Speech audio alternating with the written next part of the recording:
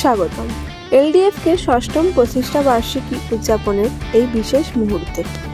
15 September 2024 এই দিনটি ছিল স্মৃতিময়, উচ্ছ্বাসে ভরা এবং আমাদের প্রিয় এলডিএফকে পরিবারকে আরও একবার কাছাকাছি নিয়ে আসার এক অনন্য উপলক্ষ। আসুন এক নজরে দেখে নেওয়া যাক সেই আনন্দময় দিনটি। অনুষ্ঠানের সূচনা হয়েছিল এক অসাধারণ কেক কাটার মাধ্যমে। আমাদের এক প্রিয় সদস্যের উপহার দেওয়া এই কেকটি ছিল একটু ভিন্ন ধর্মী। এটি ছিল সুমিষ্ট সন্দেশ দিয়ে তৈরি। সবার প্রিয় এই সন্দেশ কেকটি কাটার পর আমরা একে অপরকে মিষ্টি খাইয়ে শুভেচ্ছা জানিয়েছিলাম। এই কেক কাটা শুধু এক অনুষ্ঠানের নয়, বরং আমাদের পরিবারের একতা ও বন্ধনের উদযাপন ছিল।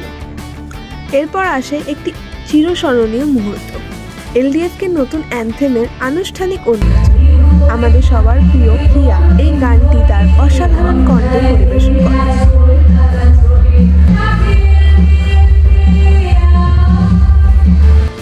বন্ধুত্ব ও সংগ্রামকে প্রকাশ করে এবং সেই সময় সবার মুখেই ছিল গর্বিত হাসি। হিয়ার এই গানটি আমাদের আরও একবার মনে করিয়ে দিল কেন আমরা সবাই একত্রিত হয়েছি একটি লক্ষ্য নিয়ে, একটি ভালোবাসার বন্ধনে। তারপর একে একে মঞ্চ মাতিয়ে দিল এলডিএফের সদস্যদের বিভিন্ন পারফরমেন্স, কেউ গানে, কেউ নাচে, কেউ আবৃত্তিতে। এই পারফরমেন্সগুলোর মধ্যে ছিল আমাদের সবার জন্য বিনোদন এবং গর্বের মিছিল।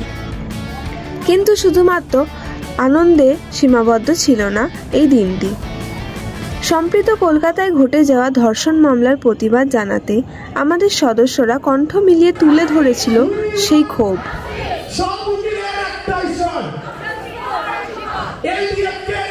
আমরা একসাথে এই অপরাধের বিরুদ্ধে রুখে দাঁড়ানোর প্রত্যয় জানিয়েছিলাম। এরপরেই আসে আমাদের পরবর্তী চমক, এলডিএফকে নতুন ওয়েবসাইটের সফট লঞ্চ। আমাদের এই ডিজিটাল প্ল্যাটফর্মটি আরও বেশি মানুষকে আমাদের সংগঠনের সঙ্গে যুক্ত করবে এবং আমাদের কাজকে আরও এগিয়ে নিয়ে যাবে। অনুষ্ঠানের শেষ দিকে শুরু হয়েছিল এক প্রাণবন্ত আড্ডার আসর। লাদাখ থেকে ঘুরে আসা এলডিএফকিয়ানসরা তাদের অভিজ্ঞতা সবার সঙ্গে ভাগ করে নিয়েছিল, আর সেই আড্ডা যেন আমাদের বন্ধনকে আরও মজবুত করে তোলে। এইভাবেই আনন্দ, প্রতিবাদ এবং বন্ধুত্বের মেলবন্ধনে শেষ হয়েছিল এলডিএফকে ষষ্ঠম প্রতিষ্ঠা বার্ষিকী উদযাপন। এই দিনটি আমাদের কাছে কেবল একটি অনুষ্ঠান ছিল না, ছিল এক বন্ধনের নতুন অধ্যায়। সবার মুখে ছিল এক প্রশান্তির হাসি, আর মনে ছিল পরবর্তী বছরগুলোতে আরও বড় কিছু করার সংকল্প।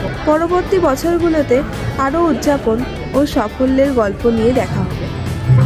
এলডিএফকে জন্য শুভেচ্ছা রইল।